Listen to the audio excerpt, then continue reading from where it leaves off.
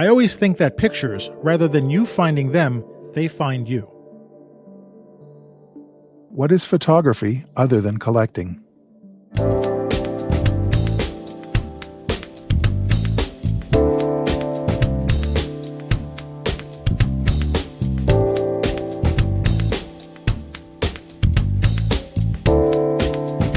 Hey, welcome to the Street Shots Photography Podcast. This is Antonio. And this is Ward. And this is episode 181 for the middle of April. 2023. Yeah, April already. And I was told by the weather that it's going to be 80 degrees by Thursday.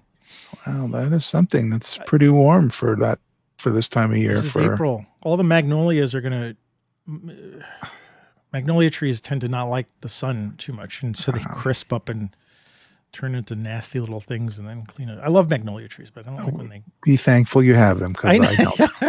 Yes, I am thankful. But yeah, it's going to be one of those weird weather. And Thursday is a day I have two classes at a library. Actually, that will be nice because it'll be inside. But yeah, classes on a hot day. So we'll see. Yeah. Well, one's a mobile photography class. As I would call it smartphones. Maybe it's smartphones, but mobile. And then I say every photography is mobile for the most part. And then street photography. So. And actually, one of the classes is sold out, and sold that's out. Good. It's filled. Well, yeah, sure. That means a lot of people showing up. Well, that's good. Yeah, but anyway. Yeah, all our snow disappeared over the weekend, pretty much. Yeah, and it's getting dry now. They're worried about forest fires. Spring is the worst, and this written up on the internet in our part of the country. You have summer, fall, winter, and then you have this horrible thing that you could call spring, but I think you would call it hell. You go from really cold to warm to fire season to really pouring down rain. It's crazy. It's not right. Why is it? Something special about your area? Yeah, our altitude, our proximity to the Rockies, and the jet stream coming either along the Rockies or over the Rockies. All right. Well, it's all stuff. It's very chaotic. It's all chaotic. Yeah, and actually, right now, I told you we were offline. Unfortunately, there's a fire a couple blocks away, and all the smoke is coming into my house. And so, when you said forest fires, it kind of smells like a forest fire in here. Wow. With a little bit of mix of that nasty fire smell. I hope everybody's okay. Oh, that humid burning wood smell. Yeah. No, that plasticky smell. Oh, you got acrid plastic. Acrid stuff. Yeah, a little bit. It's not nice. But anyway, hopefully nobody is hurt or anything like that. I really don't like fires. I've been in fires when I was a kid, so I have a sort of extra sense of that smell of fire. And anyway, whatever. So how have you been? I've been good. It seems like it's longer than 2 weeks. I know. It I don't feels know why. like I don't know either. All right. No idea. It's been a long 2 weeks, and I don't even know what's gone on. So we'll see. But there's a lot of stuff that's going on, photography-wise, that we wanted to talk about, right? Absolutely. What are we going to talk about this week? First, I wanted to thank you for turning me on to the Richard Avedon biography that I'm listening to on Audible. It's fantastic. I just love I didn't know anything about his life. And so I'm listening to it every morning around breakfast time. Or actually today I listened to it while I was walking around the streets doing my walking exercise. And just to, it's a full biography of his life so far. At least I'm in the 70s right now, the 1974. And what's really interesting about it is that it's history around the time that I've been alive. And in your neighborhood too. In my neighborhoods and in areas that I know about. His studio wasn't too far from where you grew up in Manhattan, was it not? Well, no, his studio is on 50 okay, sorry. 50 something street, but when you say not too far, that's relative. No, but I mean there was something along further south. There was some place that Well, I haven't gotten to the place. We haven't got that far yet. His first studio is on right next to this restaurant called Smith and Walensky's, which is still there. And I'm at the point in the book where he has to move from his studio that's next door to it because they're going to start construction, I guess, on the office tower that's there now. Right. And so I don't know where he moves to for a studio. So no spoilers, please. But his life, having that overlap, in places that I know about, and some people that I've met, and he talks about, or the book, they talk about the camera repair place run by this guy named Marty Forsher, who was my father also knew, and who also fixed my first camera that my dad gave me, a Crown Graphic, also had a lot to do with Avedon. And of course, New York was, was a photo world. It was a small, community in a sense back then in the 60s and 70s, even up until the 80s, I'm sure. And but anyway, it's such a fascinating story, and I ended up, while I'm reading it, ordering a couple of books from Amazon. So you have all the collected works of Richard Avedon. Well, all the collected. I don't know, but one of the books is what is this one? I think it's just called Portraits. Right.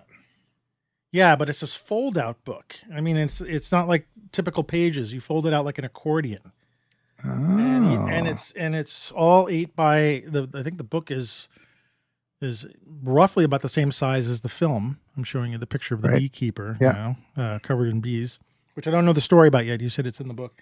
It's in the book. In the biography. The American West project. Yeah.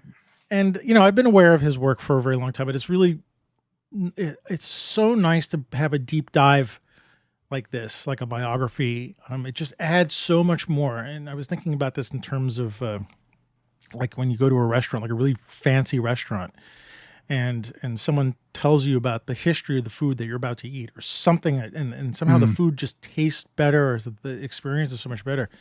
Right. And I've had this a couple times, like when I read the Irving Penn book that I picked up from the exhibition at the Met, and again reading his story and going further into the perhaps what goes on into the mind of the creators, and then seeing the work, it just somehow brings it. I don't know, makes it more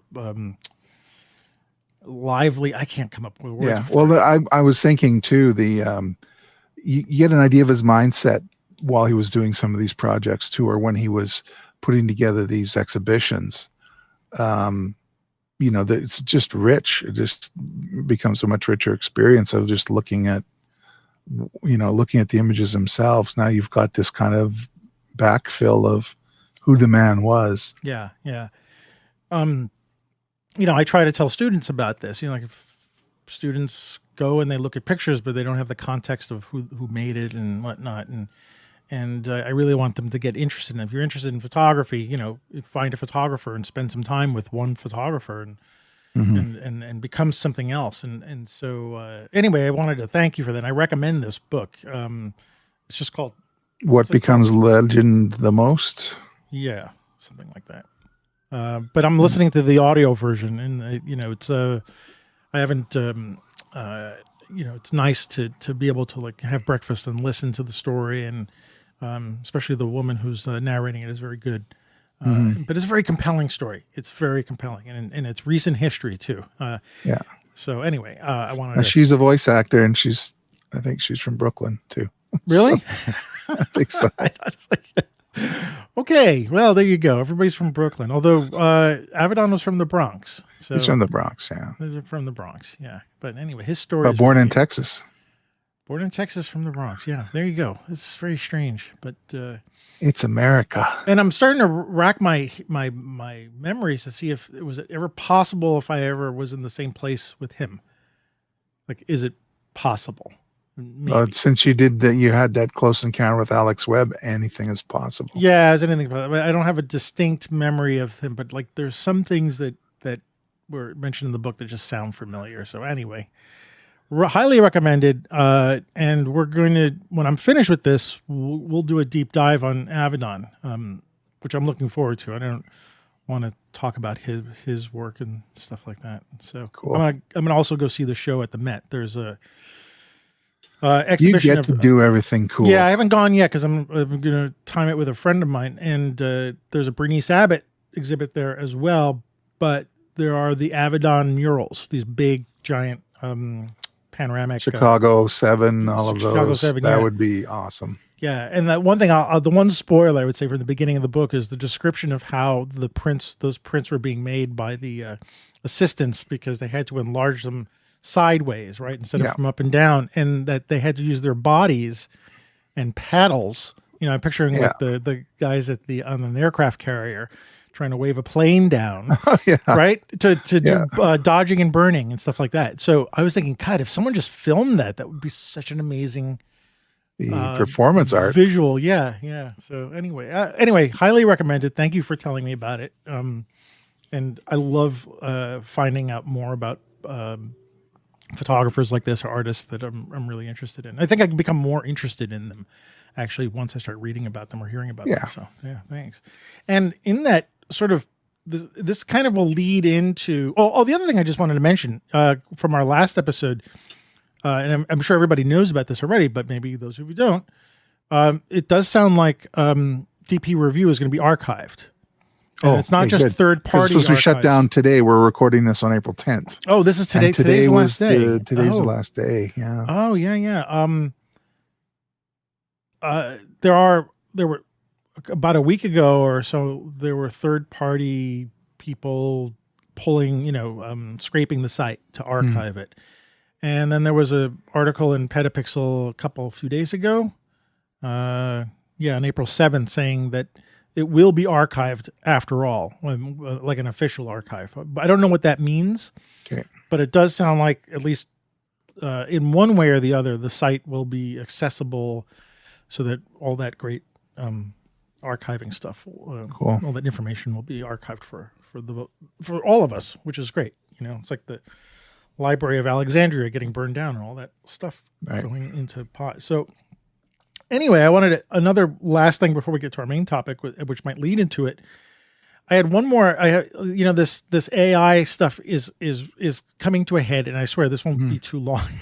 No, it's all right. But there's been some discussions on some of the groups I'm in on Facebook and on Twitter about AI and it being post photography and blah, blah, blah. And what all this sort of discussion has got me thinking about, and as much as I'm really interested in AI and just the technical sense and kind of how it's cool and, plugging in information and getting pictures generated and stuff like that. Cause I geek out on that as well. I think it's cool, but then, go into the morality of it and the philosophical things, all that other stuff. And I just started to think about, for me, there's something missing with these images, right? And I look at them and they're fun. They're compelling. People make the weirdest combinations of things.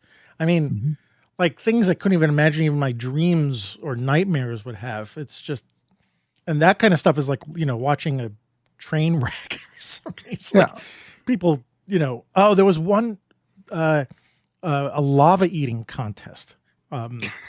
Which showed photorealistic people like sitting there at tables like eating lava and their faces melting, and it was horrendously crazy and horrible at the same time, and I couldn't stop looking at them.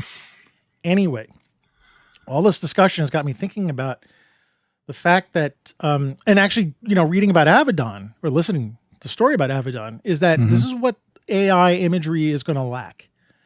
It's going to lack this storytelling aspect,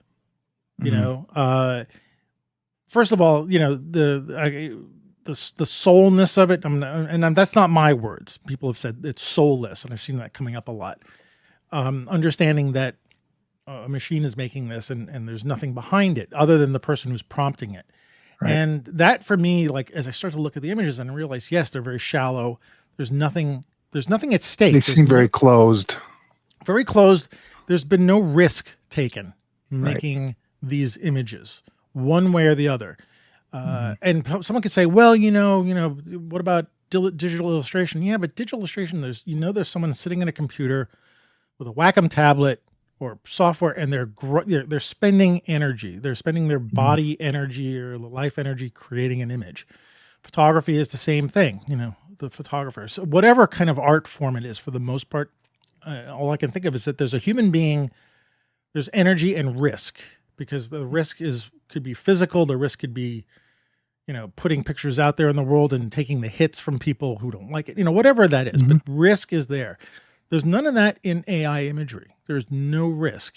And to me, like once I realized that, then I could see the images were just this shallow, nothing, like looking at, not even looking at icons, because I figure even icons, someone spent time designing them, but there's, I can't describe what it is. It's like there's a loss there. And so it just came to this realization. I mean, maybe it's been brewing for a while. And like I said, I make them myself sometimes. I fire up, Mid-Journey and I'll, they said Dune, whatever, spaceships and doing stuff like that. But like, spaceships in the style of Chris Foss. If anybody knows science fiction, Chris Foss's images are unbelievable. And even when I do those, and I'm realizing it's a mimicry and stuff like that, but there's just nothing to it. And like I knew Chris Foss spent all this time painting these giant spaceships, So anyway, I wanted to sort of put that out there. This is not going away, but I realized for me, there is just that lack of risk and no storytelling from it. Yeah, nobody's going to sit there. I'm sort of glad to hear you say this because I'm kind of taking myself out of the debate or following the debate because there's a lot of strident complaining about it, and I get it. And there'll definitely be AI will affect different aspects of creativity and so on. But I'm just kind of tired of the pitch of things right now. I'm more happy to sit back and see what other innovations are coming through on the photographic side. There's some other maybe more scary things going on the chat GPT front and that sort of thing. But in terms of the photography part, my Instagram stream, you can tell right away if it's an AI generated image because it has that closed, or my expression is the world outside the frame. There's no world outside the frame in those images, which is maybe what you're saying, or related to it. And so I'm backing out a little bit. Yeah. I'm also starting. Well, good. I think maybe after saying this, I might sort of back out a little bit and watch what's going on. I mean, I'm also curious about the commercial effect that it's going to have. That's going to be very interesting to watch because people are saying, yeah, this has happened before, blah, blah, blah. I'm like, yeah, not exactly. I mean, similar in some respect, but this has a potential for sea change, and I'm going to be very interested in that, seeing what happens. I'm not very happy about what the outcome might be, but I'm like, I have this curiosity again, like what the heck's going to happen? Where is this going to go?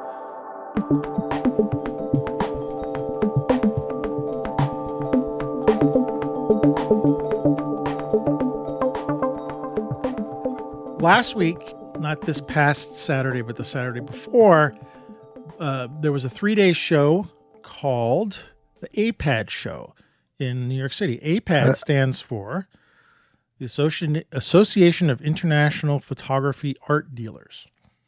And it's been canceled, or actually, I don't know if it was canceled in 2022, but during the pandemic, it wasn't around for a couple of years. And I think the last time I went to this show, I can't remember. It was like a few years even before that. So it's been a while since I've been to this show. And what it is a gathering of art galleries and individual photographers who represent themselves.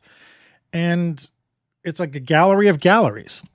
So you go into this space and, there's booths set up for different photo galleries, and they show the wares that they have and who they're representing.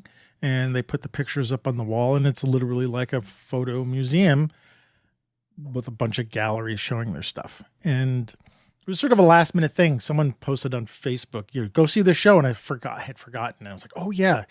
And I instantly got a ticket for it. And I went Saturday to it. And I was only there for a day, and it ran for 3 days. I would have liked to go on for another day if I could, but it was a bit much. It's actually, when you walk into this, it's almost overwhelming. Yeah, it's overstimulated.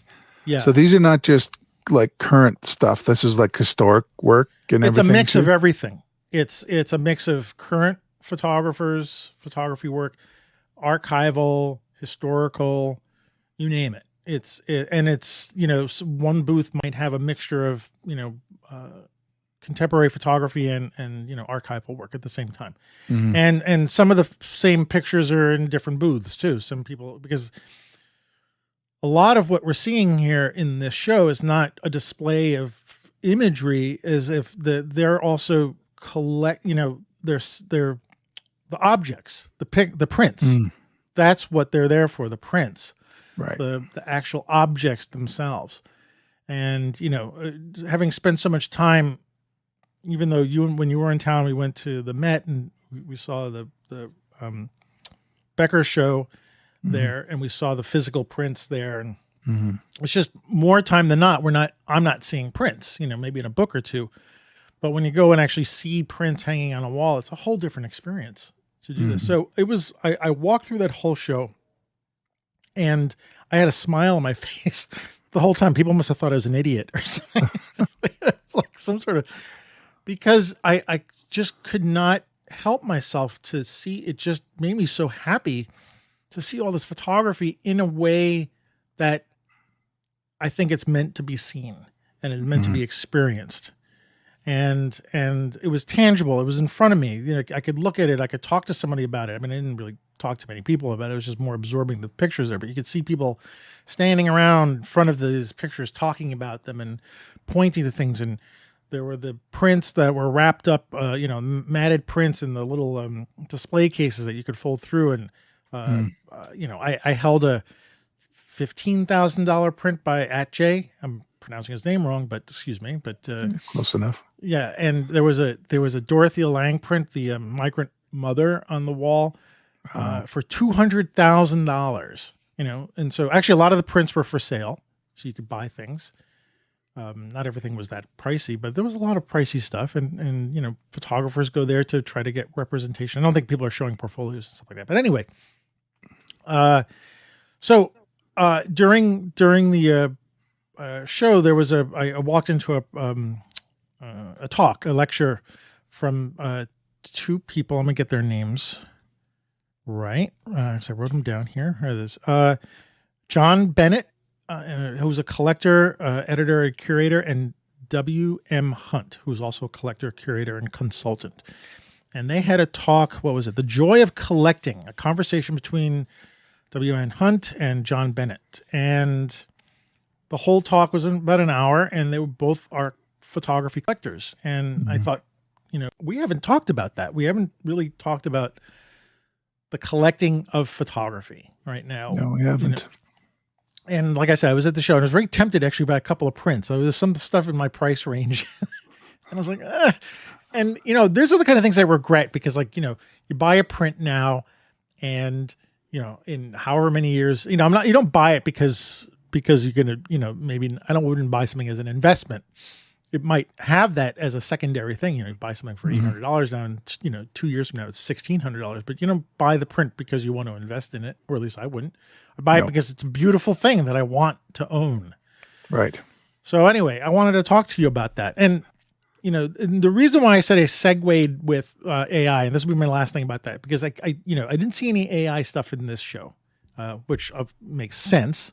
Right. I don't know if we'll see that in the future, but then again, I'm sure gallerists won't want to have touched them. It makes me curious about that. Yeah. I mean, again, this talk that I was, the Joy of Collecting talk between these two guys was very interesting because they were talking, this leads back to my point before about AI, that they were telling stories about the photographer they met, this picture, the background of this, that, and the other thing. And I was like, all that stuff just doesn't exist with this new stuff. But anyway, and so why would I want to collect a picture of that's anyway? So that being said, I'm done with that. I'm not going to say anymore. So and I don't know if we should say this, you recorded the session and you shared with me. Yeah, and I did it to share with you. Just so that so you could hear it. We had, we could speak about it. I deleted it since. Yeah. And so their perspective was very interesting because you and I don't just collect photo books. We also have a few prints that have some meaning for us. And for I think for both of us is the Magnum editions. They start a few years ago. They started offering like little 6x6 limited edition prints of some of their more famous work from the famous photographers. They call it the square print sale. Square print sale. And there's also the Magnum editions, whatever, 8x10 images. I have one of those. A lot of what they were saying, I wasn't even aware of that. I have some of the same thoughts they do, which I thought that like was what? For kind instance? of interesting. Well, that they keep their pictures in the original wrapping or the original mailer. I do that. One guy does. Yeah, tell me about that. What's that about? Because one of the things he said, I think it was Mr. Bennett said, what did he say? I can't remember exactly what he said, but like once he owned them, he didn't want to look at them again. Like it wasn't like he hated them. He just like, it was the act of owning was enough. And then, yeah. So but anyway, go on for you. I'd like to hear with the Magnum prints. I'll just talk about the Magnum prints because they're the ones that have a marketable value, whatever that means. They're still in their original mailers. I like, and you and I talk about the history of photography a lot. And I like to think that I'm sort of touching history by having Magnum prints that have been stamped by the estates of the photographers, right? So there's a historical component to them. And so I don't want to damage them by putting them up in sunlight or whatever. That's secondary. Really, it's about committing for me, and I think that's what Bennett said too, was you have a memory of the image that when you see in a magazine or online or whatever, you have the real thing. I had the experience of opening it up when it arrived in that mailer and looking at it, laying eyes on it for the first time, taking in every detail. Now I have a picture of Marilyn Monroe. That's not what I mean. Okay. So it's an Eve Arnold picture taken from a movie set, her last movie. Oh, okay. Yeah. All right. I just saw that today, actually. Yeah, and it has an interesting meaning in terms of cinema history, in terms of American history, American photographic history, all of that, and Hollywood. It's a convergence of all of those things. So I pour over all the details of this this image. Let's say the Maryland picture. Then I put it back, and then my memory is great about that image, and I can think of it whenever I want because I own it. I have it. It's blessed by Magnum. I feel good about the purchase. It's like it's mine. And then if I find my memory kind of failing about, maybe I should look at it again. Look at it again. It's like 90 seconds or 2 minutes of just pouring over it again, this thing that you own, and you put it away. And it's the same thing. And it's a different experience it's not like walking through a gallery. It's not like looking at your own work with a critical eye. It's just you're participating in this pool of, and another thing too about your own work, you're looking at it always from a critical point of view. And there's some images that are more successful than others, but people really seem to like them and all that kind of stuff. And it's very complicated. With these, it's a very pure experience of photography. You have the object, you have this kind of a joyful experience of viewing it directly. And in my mind, in my head anyway, it's to refresh the memory of the image of this thing that you own. And so that, I thought that was interesting. I wasn't even really aware of it, but when Bennett was talking about it, I was like, I do that too. Well, the other thing that Hunt said was some young kid had asked him at his talk, why do you have to own them? And he said that was a very good question. And he came back to the kid, because then they are mine. And he said it kind of like that. And it made me laugh, made everybody laugh. But I was thinking about that. And Bennett, at the early part of the discussion, was talking about, we always collected pictures. I used to rip them out of magazines. And I remember doing that myself, whether it was, Time magazine or Popular Photography magazine or whatever magazines.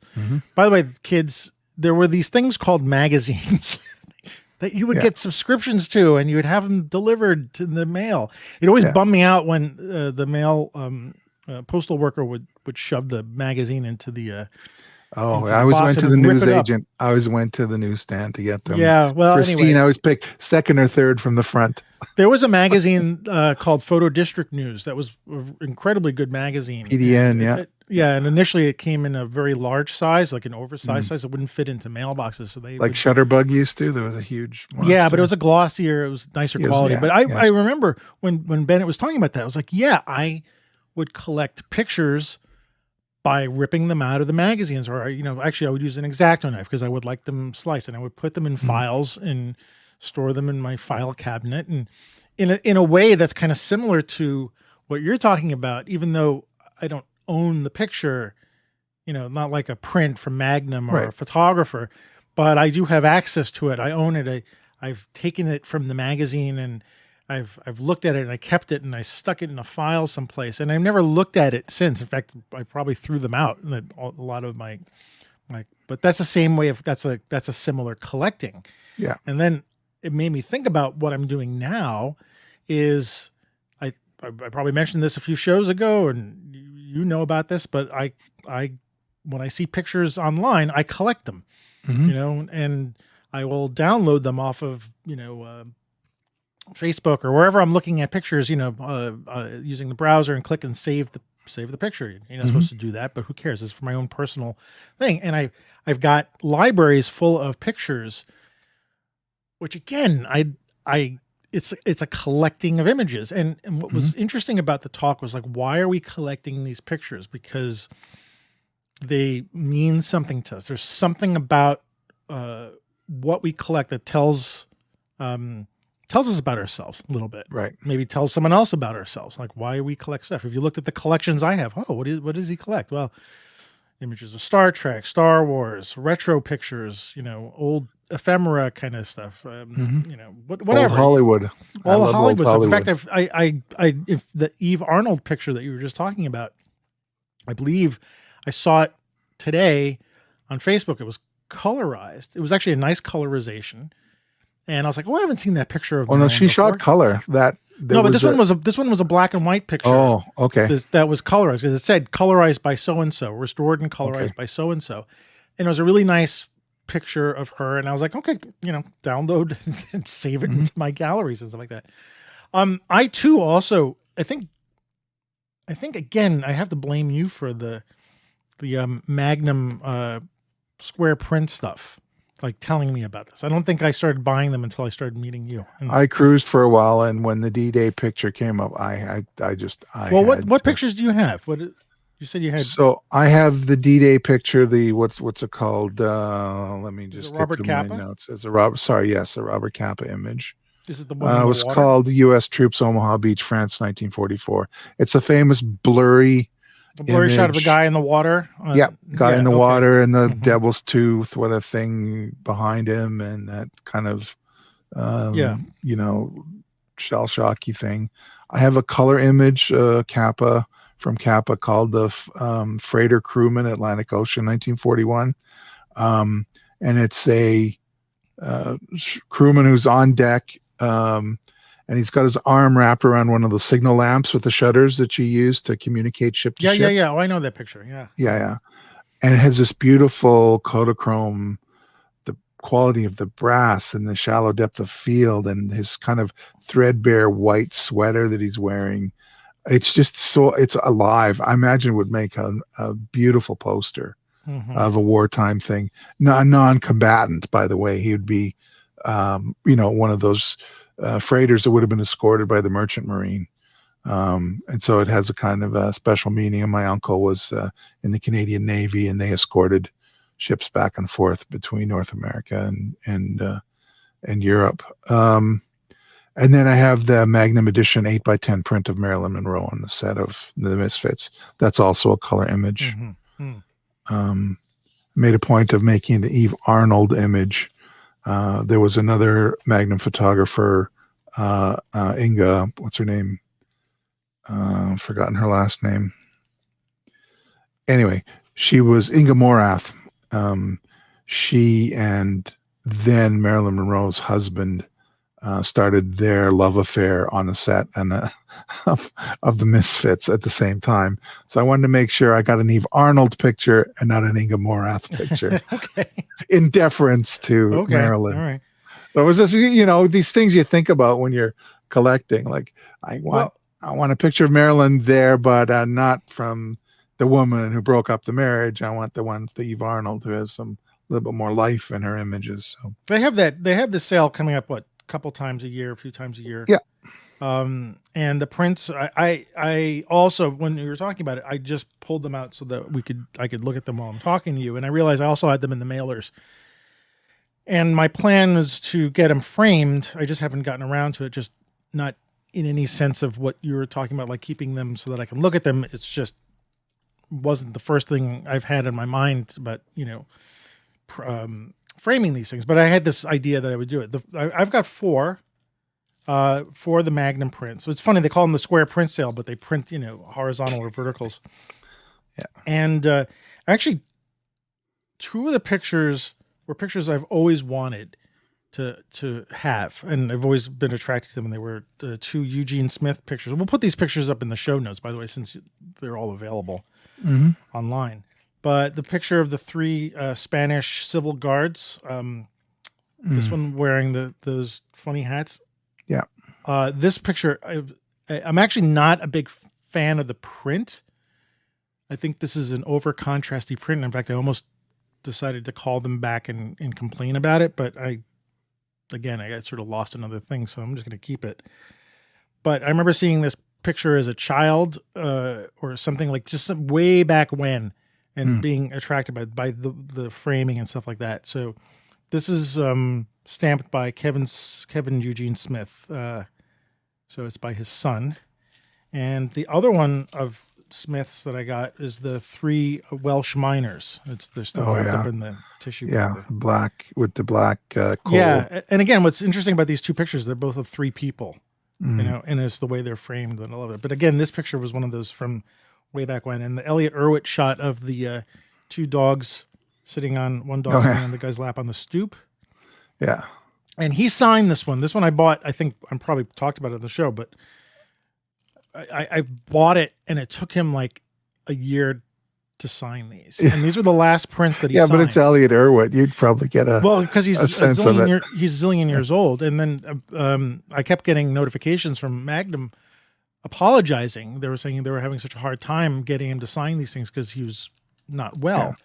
So this is the last batch of stuff that he signed. Now everything's going to have a photographer stamp on it. And Bruce Davidson shot the cover shot from his Subway book. So this guy sort of in shadow wearing a cross, no shirt on. You know where that's taken? That's on a Subway. Oh, it's on the Subway. It's on the Subway. It's actually in a Subway car. I'm sorry. Oh, so there's the lights going down. I thought it was on a platform. I'm sorry. No, because you've got it behind the. Yeah, but if you look at the cover of the Subway book, it's that cover shot, and he actually signed this one too. So it's a Bruce Davidson. So anyway, the other thing I've got, and this was from Instagram, I recall, is that I followed something called the print swap. And the way I guess it worked is if you got chosen by the print swap, you could actually swap prints with another photographer. You paid a certain amount of money, and your print would get sent to somebody randomly, and then I would receive a print from somebody else. I think I got to choose what print I wanted.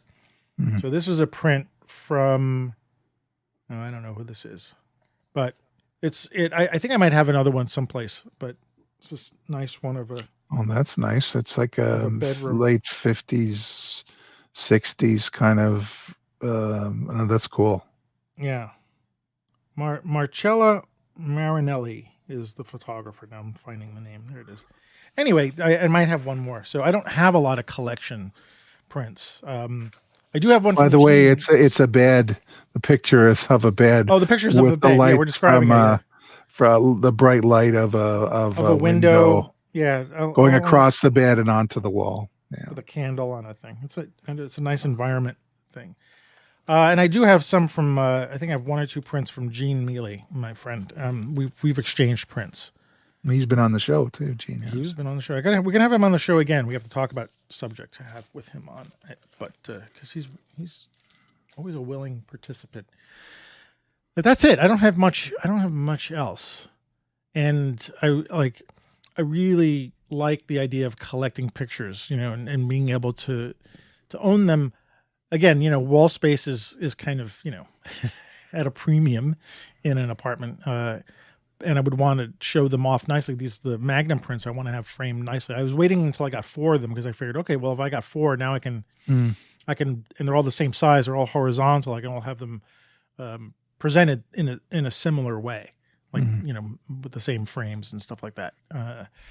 But to go back to the show a bit, it was, or even to talk about what these guys were talking about. They were going through their collections of pictures and describing what each picture meant to them, and how they when they saw these pictures, these prints someplace, that they somehow sung to them, is best way to say it. There was some connection between what they saw and themselves, and they had to own that print. But these days we're not doing a lot of that. The closest I think people are maybe generally coming to collecting pictures is to give hearts to pictures on Instagram or save on Instagram. Save on Instagram, sure. And I did that a lot. Again, in the same way of collecting pictures that I do already by downloading them. But I never really went back to them. I would not often. I know you said you would do that. You'd go back. I do that. I still do that. In fact, I did a little cull yesterday. Oh, really? So I've probably got about 1,200 images that I like to just scroll back through, and ones that don't have the meaning that they used to, I just get rid of. And sort of settled around that between 1,000 and 1,200. Really? Oh. Yeah. Oh. I know I would look at them once in a while, but I would end up collecting on Instagram so many that it would get harder and harder to go back through them because there were so many of them. But that's sort of the equivalent of, in a sense, of what I used to do by cutting out pictures from magazines and storing them, or something like that.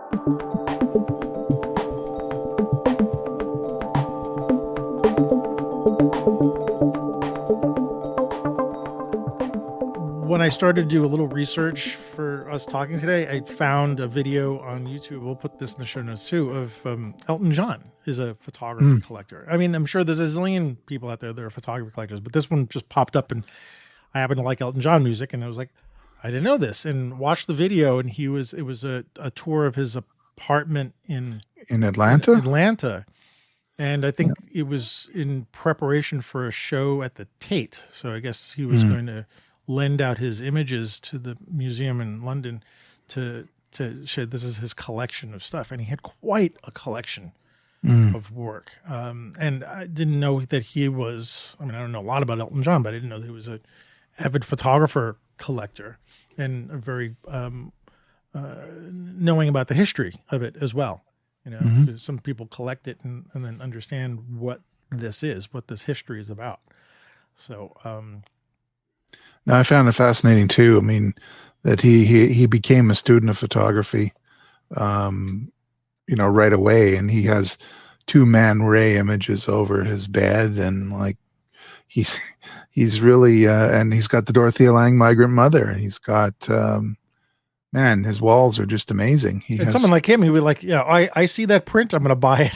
He doesn't have to worry about that. Yeah. But I never got the sense from at least what I was seeing in the video that he was collecting it as some sort of investment or something like that. I'm sure his photography is worth a lot of money, but it didn't ever grab me as that being the, different than like if collecting works of art, or at least what I expect people when people are buying paintings and stuff like that there's some sort of intrinsic value that is hoped to increase over time. And yes, maybe the artwork does resonate with the person who's buying it. But I always got the sense that with that kind of like paintings and stuff like that, it was more about the investment and photography maybe not as much. Yeah, but the way he displays them, and to cover a lot of the walls in that apartment, um, he talks in joyful terms about where they are, and getting to see them. They're there to be seen. Yeah, that was what Bennett was talking And about there too. was this well, joy is probably the only way I can put it. That he's glad that he has them, and that these images and these photos as objects are appreciated. Again, looking at them every day, like Bennett was also talking about the pictures that there was the first image he was talking about was a picture of an aerial of an ocean with a single wave sort of in the middle of it cresting. Mm-hmm. And he described it as, not when you look at it, you don't know if it's a piece of silk on a table or if it's a single wave in an ocean.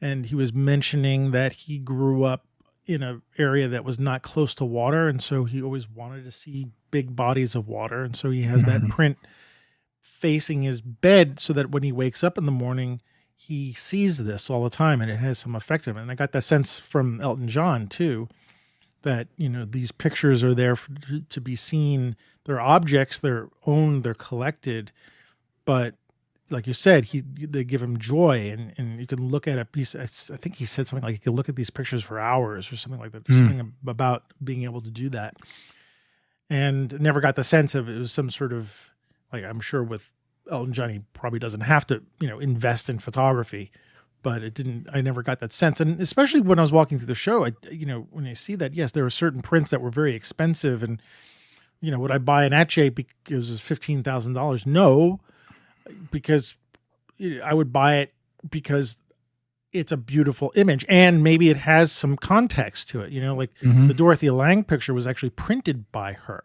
Right. So her hands touched that or something like that, and that increases the value in some way. And, but just to know that this was made by this person or something like that, that the physical object has something. This is a lot different than collecting magazine pictures or Instagram things, because those don't really exist. They're not the real things. But, the Magnum prints we're talking about here, or the, which actually I'm not sure, where all these Magnum prints come from, if they're coming from an original negative or they're coming from a scan or whatever. Or scan. Yeah, I don't know about that. But there's some aspect to the object, that photography as an object. And I think the reason why I went through the show with a big smile is because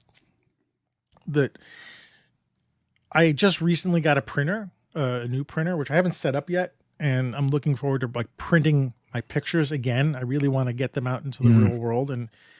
And again, this is the way I grew up, is you grew up in the darkroom, you're printing things. And again, we spend more of our time looking at images on screens, even PDFs that are not meant, there are different sizes, and it's just a whole bunch of, I don't know, variety. It's almost chaotic in a way. Right. And some reason a print show like this, or to see prints, the chaos is gone. Like, this is how the photographers meant the images to be seen, at this size, at the scale, with this kind of whatever it is.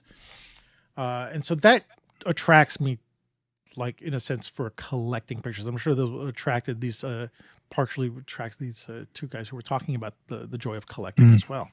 The actual object itself. Oh, I do have I do have some prints that I don't know who they're from, but I went to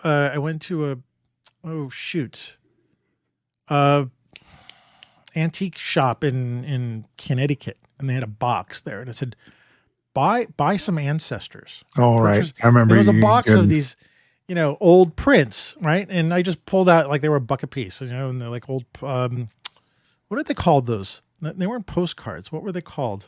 Vernacular pictures? No. When they actually printed the picture, the card was actually a print. Carte de visite or whatever? Made from the contact. It was not a contact print. There was a name for it. Carte de visite, the one that has the 4 lenses on it? Like no. Printing process now is, offset, right? Back then they would actually make the print from the negative, and they would make multiple prints and sell the postcards, right? There was a name for that, and don't know what it is. This is not good because I'm drawing a blank. Yeah, well, there's a name for it. Someone's going to email us and say it's this, or I'll look it up when I'm done. But I bought some of those, but I also at a flea market once bought a panoramic of soldiers from World War I, Americans, and it's like 3 feet long, and I really want to hang it up again. It's been sort of sitting around, and it took me a long time to figure out how they did it. Obviously, they sat them in a semicircle, and the camera spun around so that there's this long panoramic, and everybody is sharp because they're at the same distance from this panoramic. Nice. And you could see all the detail in the people's faces. And anyway, that reminded me, because that's what Hunt was talking about. He had a picture of, what was it? These plumbers or painters or something like that. Also with a group shot. And he doesn't know who took it. There was no name on it, but he collected it as well. So I have those kind of prints too. Anyway, I don't know where I was going with that. That was... Well, no, but it talks about a different motivation for why you would collect one image as something that's unique. Because you could see the detail in it. You're closer to the history. I love stuff like that. Yeah. The thing I miss doing is we don't exchange prints. Photographers used to exchange prints. And it was, as I was listening to the Avedon biography, they're talking about the photographers exchanging portfolios, giving each, Dion Arbus giving Richard Avedon a portfolio of 10 prints, adding an extra one because he wanted to give one to, I remember that. Yeah. So, and then hearing about, so actually to go back to the Avedon book, they were talking about those guys at the time when photography was not really considered an art. And so there weren't very many galleries in fact, there was maybe only a handful of galleries in New York City that were showing photography exclusively. And, photographers are selling their prints for like 10, 15, 20 bucks, next to nothing. Maybe back then in the 70s, it was something, but nothing like at the show that I was seeing, at Aipad. And, thinking about, go back in time, I could buy a Gary Winogrand print for like 25 bucks, and how much did he get? How much did the gallery get? And that was a print made by him or, under his supervision at least or something like that. And how far we've come to, I'm looking at photography. Maybe we haven't come far enough. I mean, there are pictures that are of great value. What's his name? What's the guy's name shot? The picture of the, that sold for $1 zillion, a shot of the Rhine canal or the Rhine. Yeah. The Rhine. Yeah. So remember the photographer? And then there was, and I don't know how much it sold for, but it was in the millions of dollars. Yeah, I used 2 million, I think 2.1 million. Yeah, I can't remember. That doesn't happen that often. Obviously, there's not that many physical prints that photography prints that sell for that much. But you see that all the time with other kinds of artwork, with paintings or historical stuff that goes for a lot more money. But photography had to really struggle to become something that is now collectible, right? And Andreas Gursky, yes, right, who was part of the wasn't part of the Dusseldorf school that the Beschers were teaching. They were. That's right. He was a student of the Beschers. There you go. I knew there was some connection there, and I'm getting better at making these connections here.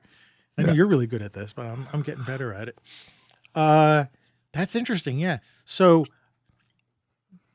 what photographers used to do, and I don't know if we do it this much anymore. I mean, I have this thing from Instagram, the print swap, where we actually swap prints between photographers, like actual prints, not like, if I sent you a picture, an email, well, big freaking deal. It doesn't mean anything. It's like, oh, here's what I shot. But if I send you a print, that now becomes some object which I can own, I can do something with, I can frame or keep it in the plastic wrap that you sent it to me in or something like that. Yeah. And it's a lot different. It's a lot different experience. And so I was, like I said, I was walking through with a smile on my face because it was reminding me that is still something that people do. Sig Harvey had a booth there, by the way. Oh, cool. Yeah. And she wasn't there because was the first question I was going to ask. She wasn't, at least now, she wasn't there when I was, when I walked by. So she might have been there the day before, or maybe she's going to be there the day after. But she had representatives there, but she had her own stuff there. And she was talking, or in their booth, they had a book of hers, which I was thinking about buying, but I didn't buy. But yeah, to have that ability to be able to actually share physical things between other photographers. And so I'm excited about, like, maybe the idea of, like, I actually want to send Shane. He sent us a couple of his limited edition prints after he was on the show with us, Shane Balkowitz, from his wet plate collodion images. I have a couple of those. And I guess that's the only way to actually reproduce them, right? Because you have to make a reproduction of the glass plate. So it's essentially a print, right? So it's a limited edition print. Oh, I actually have one of his. Yes, I bought one of his. How did I even forget this? You see it when you walk in your door every day. That's right. It's because it arrived when I was visiting you. Yeah, I know. There it is. Yeah. He recreated the Winged Victory of Samothrace with a model in a studio, and when I saw that, he put it up on Facebook that he was going to have limited edition prints of this. I was like I must have timed it when he just put it up, because, like I said, I looked at that, and this is the whole thing about collecting. It wasn't about me thinking Shane's gonna be a popular photographer and blah blah blah. And I saw that picture, and I resonated with it. I don't know what it was. It's an unspeakable, undefinable thing in me. Yeah. The picture, the angle, the color, it was, it's a black and white or toned. The blacks are really rich, and I like that Winged Victory of Samothrace at the Louvre, or even that figure, a figure of a winged angel figure, a female figure. I don't know. So I saw it. I'm like, I don't care. I want it. And he sold it to me, and I've got it hanging up I took down one of my prints, which actually I got to take down. I got all my prints on the wall. I got to take some of them down. I'm getting tired of them. But I took down one of my prints and I put it up. So it's the first thing you see when you walk in. And now it's funny because I don't see it anymore. It's not because I don't want to see it, but it's like, it's there. I know it's there. I can look at it when I want, but it's now become part of my, it's my background. It's the guardian energy of your foyer. It is at that, Yeah. But yes, I can't believe I forgot that I had that. That's the first, it's the first thing I ever, when you walk in my house. But yeah, it has nothing to do with, we talk about collecting. We collect these things and, yeah, sure. Fine. I can't imagine that it would ever sell these things. It's not something, it wouldn't, what purpose would it serve? But anyway, and we talk about this in other episodes about collecting books, but I think we've run our course and stuff like that. So any final things about collecting that you want to throw in there? I would recommend it. I would recommend taking up a collection, whether it's cutting things out of magazines or saving on Instagram. I use sometimes them as I use images I collect electronically as inspirations for work going forward. It's a different way, a different experience of photography that builds something up in you, whether it's the avarice or whatever you call it, of actually owning a thing and possessing a thing. There's that aspect. And also that it's fun. It's a thing you have conversations with, whether you're plugged into history, like our Magnum images, or I went to, there was a young guy that was trying to raise enough money to leave Calgary to move to Toronto to further his photographic career. And he put up his current work. I paid too much for a print, but it was, but it was a fundraiser for him. And I liked the picture he took because it was a place I walk by every day in downtown, and I still have that image, and it's great, and we have different motivations for different images. And I think, if you don't find yourself talented in photography or whatever, it's a way for you. And it goes back to what they were saying about how collecting, the collection that you have represents something either conscious or unconscious about you. And we like to say that about photographers. The images that we create represent something conscious or unconscious about us as photographers. And so it's kind of like the back half of the same coin. Yeah. Okay, that was a long and rambling final thought. Okay. It was several. It was half a dozen random thoughts. Yeah, and we should talk about this maybe on another show. I'll put this out there.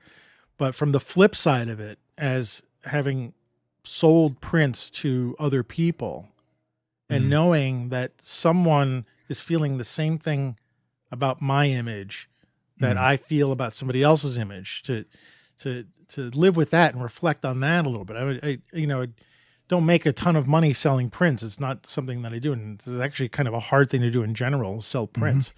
But to know that someone is going to spend their, hopefully not just leave it wrapped up in plastic around, but that they wanted to take their money and give it to me because they saw something that resonated with them. So we'll bookmark that as something for the future and stuff like that. And I got a couple stories to tell about that. Yeah. Oh, people good. who own my fine prints. Yeah, that might be a good one to have with Gene. Gene's a good talking about prints and stuff like that. So cool. We'll do that. All right, cool. Well, we managed to talk for a very long time, but it's great because it feels like we haven't talked in a while. I know. I'll put the video and the pictures that we talked about, at least from our collections, in the show notes, so people can at least see what we're ranting about here in terms of the prints. All those pictures are historic, so we can find them online. So I'll put them there, and then the link to the Elton John video. That's kind of cool. I'll link William Hunt's website. Actually, he has a good website because he writes essays about photography and stuff like that. So it's actually a very good, and the Aipad site too. There's some really good essays and galleries on there. So take a look at those when you get a chance. So anyway, Ward, wrap us up with where your life can be found on the interwebs. You can find me at Ward Rosin Fine Art on Instagram. I haven't posted very much there. Once things start to dry up a little more and we get a little bit more, things are a little bit more green, I'll be going out and shooting again, I'm sure. So I'm Ward Rosin Fine Art on Instagram. I'm Ward Rosin Photography on Facebook. And I am W. Rosin Photo on both Twitter and Vero. And I have a small business called Ornis Photo, or NIS.photo, which is my little business selling. I can never say what it is I'm selling. I'm a terrible salesman. Lenses and lens adapters for Fuji X and Sony E-mount cameras. And they are unofficial sponsor. There you go. You have to prompt me all the time. Again, we have to make a commercial for that too. So. And what about you, Antonio? Where am I found? Can we find you? I'm found on Vero at AM Rosario, on Twitter, which is AM Rosario. I'm not on Twitter as much anymore. Mastodon, I haven't put up my Mastodon address yet because I'm still trying to figure that out. And Flickr, AM Rosario. My website is amrosario.com, and soon I'll be putting up the class site here. I'm almost done with that, so I want to have that shared here too. And I also, you've sold prints too from Instagram, right? Yeah, that's what. Actually, that's the only place I've sold. Yeah, so have I too. So if there's anybody who wants to support the show, go look at our Instagram accounts and maybe you want to buy a print from us. I'll be happy to mail them out to you when. Good ideas. All right. Well, Ward, thank you so much for spending the time with me tonight. My pleasure. Great talk. I like talking about this, and maybe we can have a future conversation about collecting and share prints with each other. Sure. I got some. I got some lying around. All right. I'll just take yours and put them in the plastic bag on the shelf. That's right. That's right. If you break it, I'll make another one for you. All right. Well, have a good night, and good night to everybody. You too. Good night. Bye.